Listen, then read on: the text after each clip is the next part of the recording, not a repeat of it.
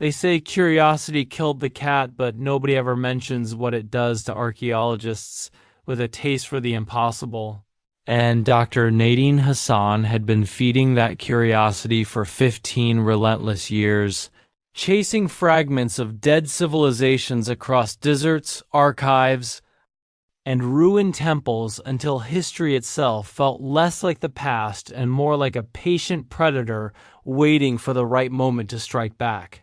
Which is why she now stood in the basement of a pizza joint that smelled faintly of oregano and regret, staring at ground-penetrating radar data that suggested something profoundly wrong lay 12 meters beneath the concrete floor, something that by all rational academic standards should not exist.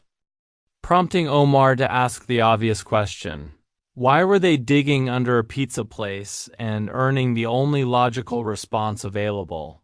Because the rent was cheap and the anomalies were spectacular, archaeology's polite way of saying this. Would either make their careers or end them with a coroner's report and a very awkward grant explanation.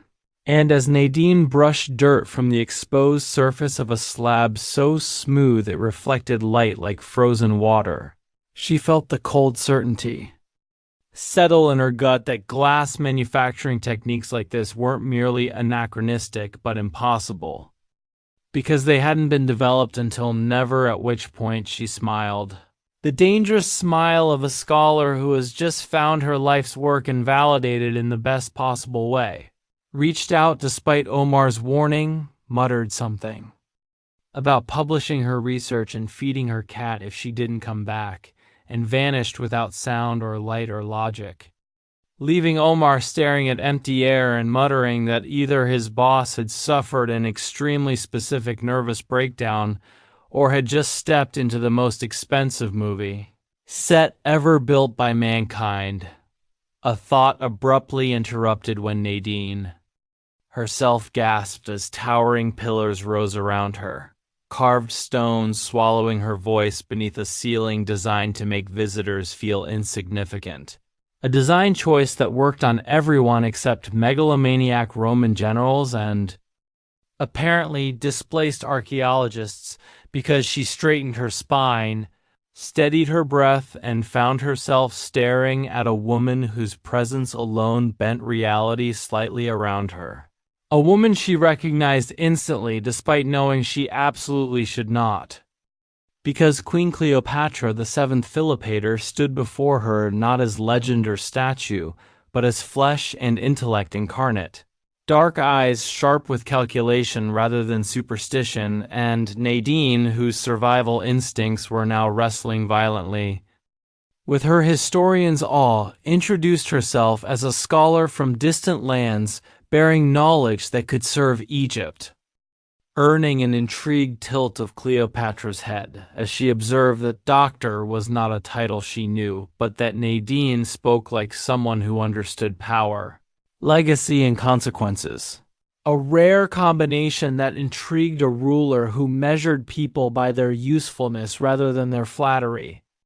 And when Nadine spoke not of present power but of future reverence, of Cleopatra's name spoken with respect in lands yet unborn, the queen smiled with the dangerous amusement of someone deciding whether to adopt or destroy a curiosity, choosing instead to keep her close, declaring her a consultant in defiance of her captain's caution, because Cleopatra trusted those who aligned themselves with Egypt's interests, either to prove their worth or to teach her something valuable in the process, a philosophy soon tested when the Nile failed to flood, threatening famine, unrest, and the quiet erosion of royal legitimacy.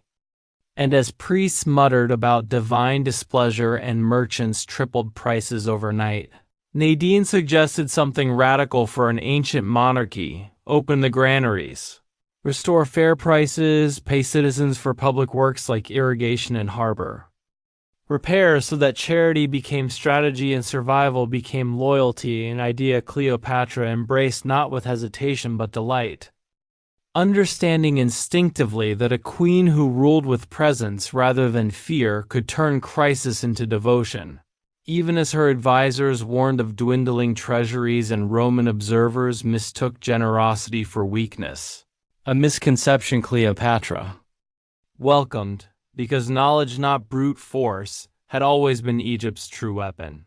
A belief she reaffirmed as she expanded the Great Library, arguing that monuments crumble while ideas endure, and that scholars built empires while armies merely defended them. And Nadine, watching this unfold, realized with mounting awe that she was observing a leader 2,000 years ahead of her time, a strategist who understood narrative, optics, and infrastructure with unnerving precision, all of which became essential when Julius Caesar's ships arrived and Cleopatra's younger brother, manipulated by advisors who feared Roman influence, seized the harbor to trap her outside the city, forcing Cleopatra into one of history's greatest gambits.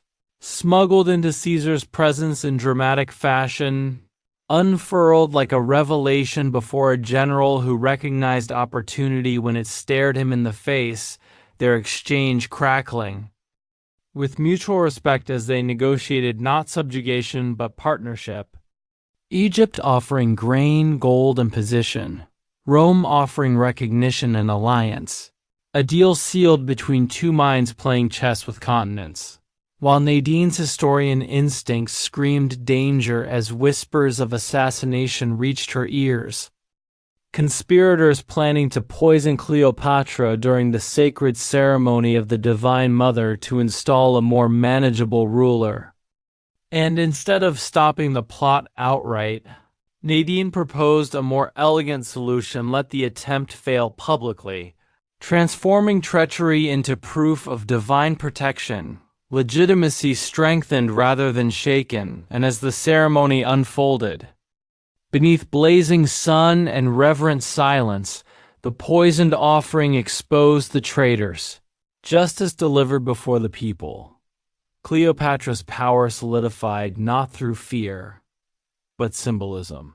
And it was only afterward, in the quiet aftermath of survival, that Cleopatra revealed she had known all along. Recognizing Nadine's anachronistic confidence, her uncanny understanding of future consequences, the strange glass slab she consulted like an oracle, and finally the twin relic hidden within.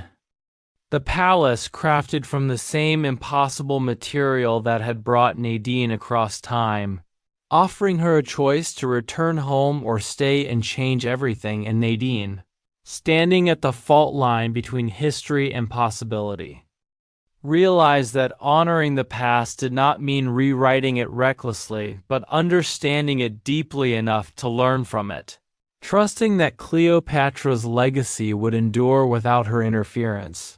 Accepting the queen's quiet faith in her judgment. Snapping one last absurd selfie with the most formidable woman of antiquity, before stepping back through the relic and into her own era. Carrying with her not just evidence of the impossible, but the humbling truth that history is not shaped by inevitability alone, but by courage, intellect, and the rare individuals who understand that power is greatest when it serves something larger than itself.